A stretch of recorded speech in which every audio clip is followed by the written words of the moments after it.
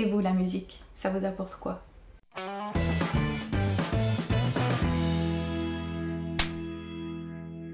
Aujourd'hui, on démarre un nouveau format. C'était pas vraiment prévu, mais le sujet du jour ne me permettait pas de le faire rentrer dans les formats déjà existants. Du coup, voilà. Ça, c'est de la conclusion de phrase. On accueille pour cette vidéo inaugurale Théa de la chaîne Thea and the Mugs. Et on parle... Attention, vous devinerez jamais le sujet de cette vidéo vu qu'il est pas du tout écrit dans le titre et qu'on n'a pas du tout énoncé dans l'intro. De musique. La question que je lui ai posée, je vous la pose à vous. Enfin, pour le coup, c'est elle qui vous l'a posée, mais vous avez compris. Alors je vous invite, après visionnage, à nous raconter votre expérience ou votre point de vue à vous, parce que c'est aussi votre histoire que j'ai envie de lire. À très vite. Salut Théa. Salut. Toi t'es autrice, compositrice, interprète. T'as sorti il y a 2 ans un album autoproduit et tu fais des super reprises et des super compos sur ta chaîne qui s'appelle Thea and the Mugs. Tout à fait. Alors dis-moi, la musique, toi ça t'apporte quoi? Vaste question qui en contient plusieurs. J'ai envie de commencer par un petit retour en arrière. J'ai commencé la musique depuis toute petite et la première chose que je me rappelle que ça m'a vraiment apporté, c'était à l'adolescence. J'adorais chanter, jouer de la musique et c'était vraiment un moyen de m'exprimer, de faire sortir un peu tous les sentiments, toutes les émotions qu'il y avait à l'intérieur de moi. Donc vraiment pour m'exprimer et m'épanouir, c'était ça le truc à ce moment-là. Mais le problème à ce moment-là, c'est que j'avais pas une super voix et les gens autour de moi se privaient pas pour me le dire. Sympa. Et donc voilà, c'était tais-toi, arrête de chanter, tu nous casses les oreilles. Ah ouais. Voilà, à l'époque il n'y avait pas encore internet, mais la hater c'était dans la vie réelle. Ce qui est pire, limite. Bah, je sais pas si c'est pire parce que j'ai pas expérimenté l'autre situation, mais voilà, c'était comme ça. Et du coup, chanter à ce moment-là, c'était vraiment quelque chose que moi j'avais besoin de faire. J'ai toujours eu besoin de chanter comme j'ai besoin de respirer, sauf qu'évidemment je respire beaucoup plus souvent que je ne chante. Mais c'est vraiment un truc que j'ai besoin de faire, chanter, danser, être sur scène, faire des spectacles. Mais que je faisais parce que moi ça m'apportait quelque chose et ça me permettait d'être bien. Mais ça n'apportait pas spécialement quelque chose à mon entourage. Et puis, comme j'aimais vraiment beaucoup ça, j'ai commencé à travailler, à suivre des cours, à faire des vocalises, à m'entraîner. Jusqu'au jour où ma voix a commencé à être beaucoup plus écoutable. Et je m'en rappelle très bien, je devais avoir plus ou moins 17 ans. On était avec tout un groupe de personnes, on avait passé la soirée à jouer de la guitare, à chanter, etc. Et puis à un moment je dis moi je vais dormir, je suis fatiguée, salut tout le monde. Et là quelqu'un, que je connaissais pas, qui était dans le groupe, quelqu'un me dit non reste et chante encore pour nous. J'ai regardé, j'y croyais pas, c'était la première fois que quelqu'un avait envie de m'entendre chanter et l'exprimer. Et enfin encore aujourd'hui je commence à m'habituer un petit peu que des gens aient envie de m'entendre chanter, mais pendant longtemps quand on m'a dit chante, ça nous fait plaisir, j'ai pas cru. Sinon j'avais été habituée au contraire. Et donc chanter ça a toujours été premièrement quelque chose de totalement égoïste, vraiment pour moi, parce que j'en ai besoin de chanter, jouer de la musique, etc. Et puis au moment où j'ai fait mon album, il y a 2 ans qu'il est sorti et avant ça il y a eu 2 ans de préparation, c'était énormément de boulot. Oui.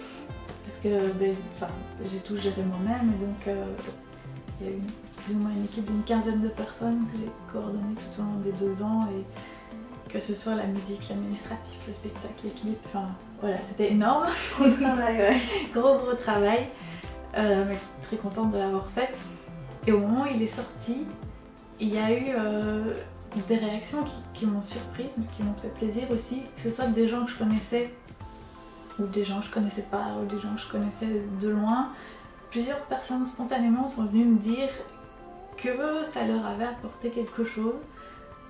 Soit des gens qui m'ont dit « Ah ben j'ai ton album, je l'ai dans la voiture, je l'écoute souvent, je l'écoute depuis longtemps et maintenant il fait partie de ma vie, il m'accompagne, ça fait partie des musiques qui m'accompagnent dans ma vie. » Ou que ce soit des personnes qui sont venues me dire c'est super ce que tu as su accomplir, tout le boulot que tu as fourni, ça a donné des résultats.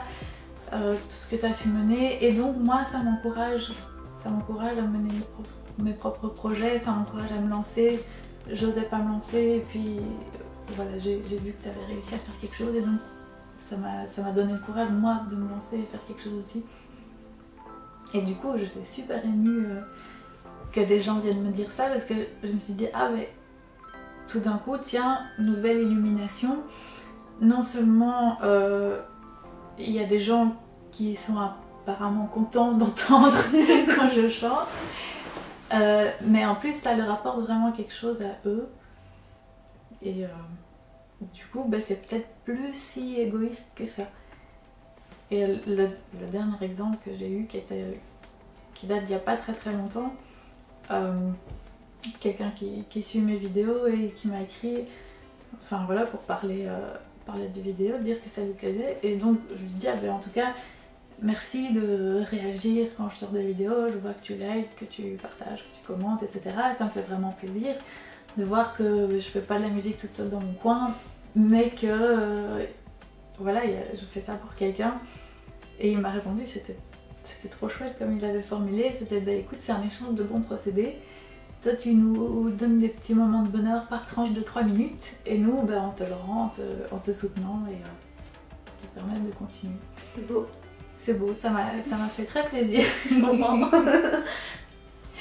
Ouais, je sais pas si ça répond à ta question. Ah si, il y a pas mal de choses effectivement. Et toi, tiens, c'est pas prévu dans le scénario, mais toi, qu'est-ce que ça t'apporte la musique? Qu'est-ce que ça m'a apporté? Ça m'apporte aujourd'hui plus grand chose. Enfin, plus grand chose. Non, pas plus grand chose. Disons que ça m'apporte moins que ce que ça a pu m'apporter, c'était une vraie catharsis. Je sais pas si on dit une ou un catharsis. Une.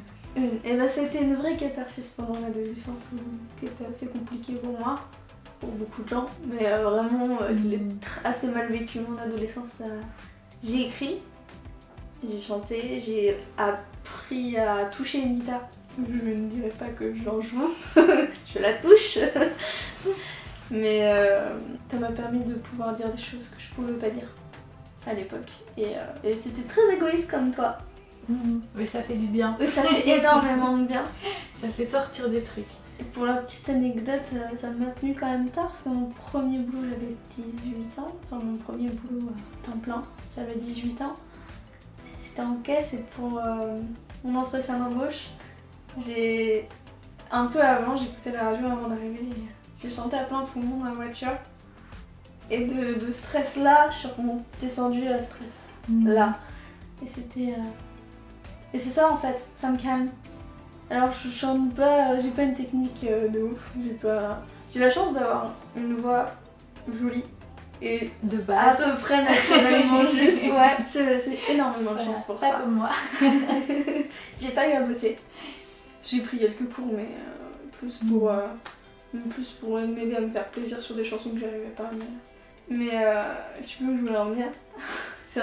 C'était plus ça. Moi c'était toujours très égoïste et j'ai pas fini par en faire un partage. Comme toi tu le fais maintenant. C'est resté quelque chose de... C'est pas un but en soi non plus. Hein. Ouais, mais la musique pour moi ça reste plaisir, du partage quand même. Ceci dit, on peut dire aux gens quand même qu'on a fait une deuxième vidéo sur ma chaîne sur laquelle vous pourrez entendre Lia chanter. Ouais.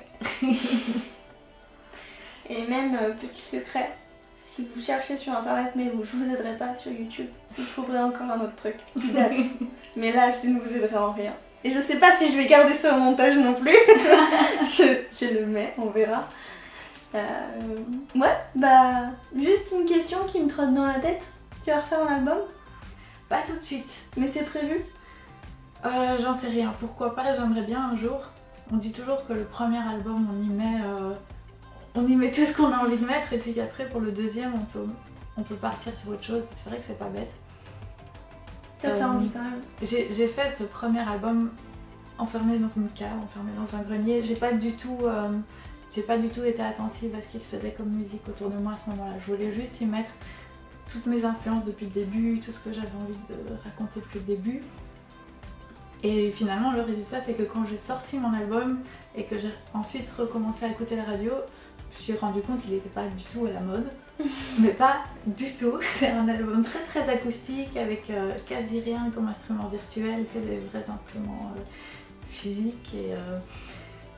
Alors qu'aujourd'hui c'est plutôt l'électropop qui est à la mode, donc c'est bien l'acoustique. Moi je trouve que c'est vachement bien l'acoustique. Voilà, faut pas toujours suivre la mode. Ça va revenir. Exactement. Ah non, là j'ai pas du tout suivi la mode. Parce que je voulais vraiment sortir un truc qui vienne de l'intérieur, de ce que j'avais à l'intérieur. Et du coup, depuis, surtout depuis que j'ai commencé à faire des vidéos sur YouTube, comme je fais beaucoup de reprises, j'écoute beaucoup. J'ai de nouveau envie d'aller vers l'extérieur, d'écouter ce qui se fait, d'écouter différents styles, même des styles qui sont pas mon style à la base. Et donc je découvre plein de choses, je m'imprègne un peu de tout ce qui se passe. Et donc c'est super intéressant parce que j'aime bien être curieuse de plein de trucs. Et du coup, si je refais un deuxième album, je crois qu'il sera imprégné plus de ce qui se passe autour de moi, qui viendra pas que de l'intérieur, mais qui viendra aussi de tout ce qui se passe autour, ce qui est pas mal. Ouais. Et ce qui est apparemment un chemin classique pour les gens qui font des albums. Premier album de sortir ce qu'on a à l'intérieur et... Voilà, et deuxième album d'être d'être plus influencé par un peu tout le reste. Mais par contre, refaire un nouvel album maintenant, tout en autoproduction comme je l'ai fait, non. Trop de travail. Trop de travail, j'étais au bord du burn-out au bout des 2 ans. Ah ouais. Donc si je refais un deuxième album, ce sera plutôt en essayant d'avoir moins de pression et en essayant d'avoir quelqu'un qui porte le projet avec moi, que ce soit maison de disque, manager, autre chose, mais ou alors si je le fais toute seule, ce sera peut-être en beaucoup plus de temps et avec des objectifs moins gros. Là je